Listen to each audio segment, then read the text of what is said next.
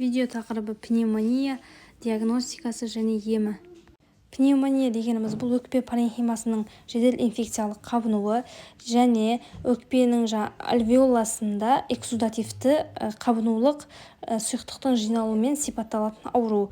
Оны біз ауруханадан тыс пневмония және аурухана ішілік пневмония деп жіктейміз. Бұл не үшін? Себебі бұл екеуінің де пайда болуына әсер ететін қоздырғыш инфекция екі түрлі болады. Мысалы, ауруханадан тыс пневмония деп ауруханада жатпаған пациентте пневмонияның дамуы бұл кезде мысалы жеңіл және орта сатыларында мысалы ем амбулаторлық жағдайда да жүргізуге болады. Ал аурухана ішілік пневмония дегеніміз бұл пациент больницада стационарда жатыр және ол пациентте пневмония дамыды. Және себебі бұл пациентте пневмонияның дамуына әкеліп тұрған инфекция аурухана ішілік инфекция. Ауруханалық ішілік инфекциялар өте көп бактерияларға, өте көп антибиотиктерге төзімді болады. Яғни олар больницаның ішінде постоянно антибиотик қолданғандықтан олар солға устойчивость деп айтылады, сезімталдығы жоқ.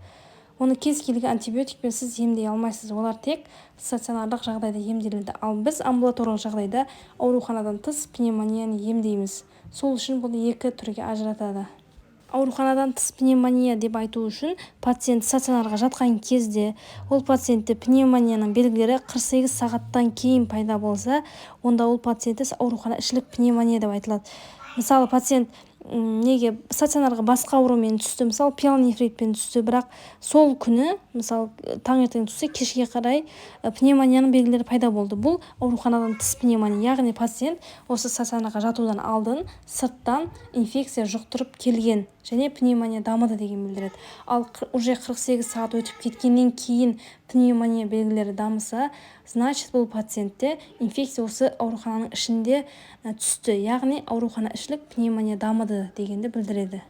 Біз видеода ауруханадан тыс дамыған пневмонияның диагностика және емін талдаймыз, себебі аурухана ішілік пневмонияны стационарлық жағдай емделеді, ал враштар тек ауруханадан тыс пайда болған пневмонияны емдейді. Ауруханадан тыс пайда болған пневмонияның ең жиі қоздырғыштары бұлар бактериялар, ең көп пневмококтар, гемофилді инфекция, золотистый стафилококк, стрептококктар кіреді. Сонымен қатар атипичный түрлерде бар және вирусты пневмонияларда болуы мүмкін. Вирусты пневмония кезінде ең жиі коронавирус, риновирус, аденовирус және парагрипп, грипп инфекциялары тудырады. Патогенезі ауалы тамшылы жұғады. Бұл инфекциялар және тыныс жолдарынан төмен қарай түсіп, бронхиолалардан өтіп, альвеолаларға жиналады және өкпенің паренхимасын зақымдалып, сол жерде қабыну процесі жүреді және организм соған қарсы күресіп, лейкоциттер жоғарылайды қанда. Кейін лейкоциттер түскен бактерияны жойып, сол жерде альвеоланың ішінде эксудат пайда болады.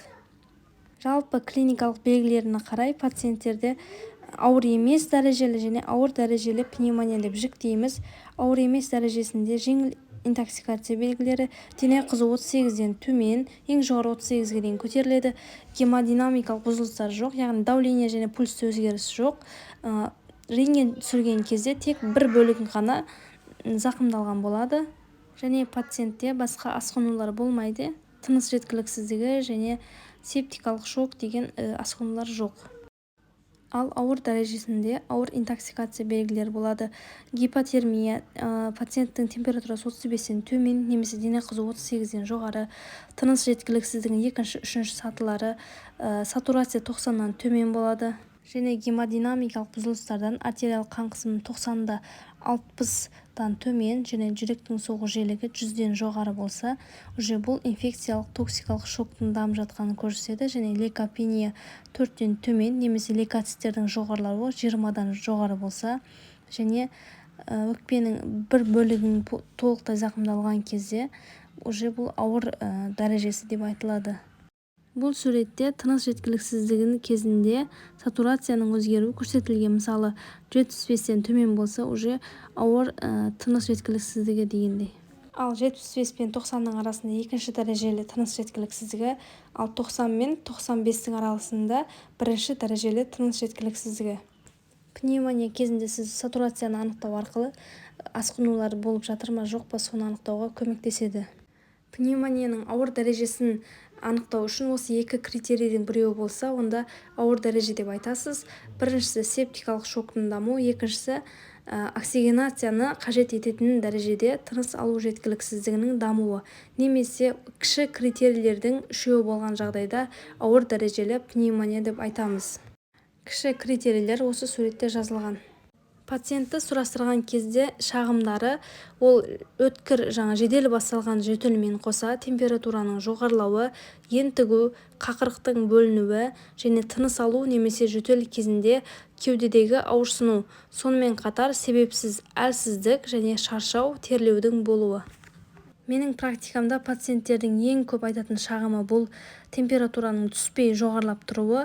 Мысалы 38-39-да ұстап тұрады, парацетамол ішеді, одан кейін 1-2 сағаттан кейін қайтадан көтеріледі.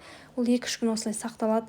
Кейін пациенттер жөтелген кезде кеудесінде ауырсынуға шағымданады өте көп, және ең негізгі шағымы бұл түнде жатқан кезде терлеу. Пациенттер су тер болып терледім деп айтады түнде. Және жөтел көбінесе ылғалды болады. Ауру басталған кезде көбінесе ОРВИ белгілерімен басталады, мұрынның ағуы, тамақтың ауырсынуы, насморкпен қосылады.